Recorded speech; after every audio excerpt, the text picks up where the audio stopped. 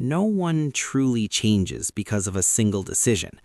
A decision is something you make during a rare moment of clarity, maybe after a good night's sleep, a strong coffee, or an inspiring video. But most of life doesn't happen in those moments. Most of life runs on autopilot. And real change doesn't happen where you think. It happens where you repeat. That's what makes small actions so dangerous. They don't hurt immediately. You're 5 minutes late. Nothing happens. You postpone a plan for another week. No one complains. You skip one workout, one study session, one difficult conversation, and the world keeps spinning. No alarm goes off. No punishment arrives. And because nothing seems to change, you repeat it again and again, quietly. Meanwhile, something is changing. You're just not watching it. Here's the uncomfortable truth. The human brain doesn't learn from single events. It learns from patterns. It doesn't ask, was this the right choice? It asks, is this familiar? Every repeated behavior sends a signal. This is safe. This is normal. This is what we do. The more often the signal appears, the louder it becomes. Eventually, the behavior doesn't live in the realm of choice anymore. It sinks into identity. It stops feeling like something you do and starts feeling like something you are. That's why people don't become addicted to social media because they love social media. They become addicted because the brain has learned a pattern.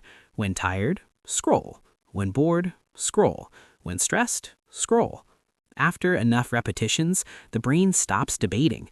It doesn't care about productivity or long-term goals. It chooses the easiest familiar relief available. And then comes the illusion. You think you're choosing, but you're being guided.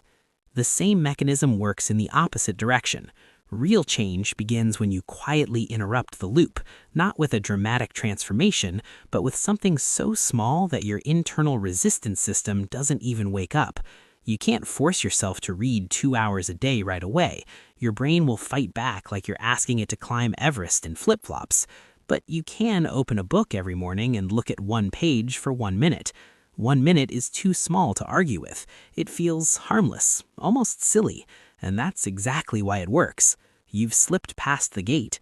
Do that 20 times and the brain starts to register it. Do it long enough and the effort disappears. The behavior no longer requires motivation. It becomes part of the background, part of the system. More accurately, you don't change by forcing yourself to do something once. You change when your brain quietly updates what it considers normal. Take running, for example.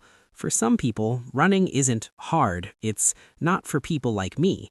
That identity is the real obstacle. But when putting on running shoes every morning starts to feel easy, when stepping outside no longer feels heavy, something deeper has shifted. I'm not the type who runs becomes I'm someone who's used to this. That's not just a behavior change, that's an identity update. And this is the core of real transformation. It's not about new actions, it's about new definitions of who you are. Those definitions are not rewritten through affirmations, motivational quotes, or dramatic declarations. They are rewritten through actions so small that no one notices, sometimes not even you. But your brain notices. And when those tiny actions accumulate, they don't just form habits, they quietly rewrite your self-image.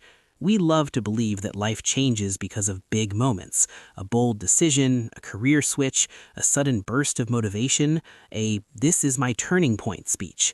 Those moments are markers, not engines. The real engine is trajectory, and trajectory is adjusted in millimeters, daily, by what you repeat when no one is watching.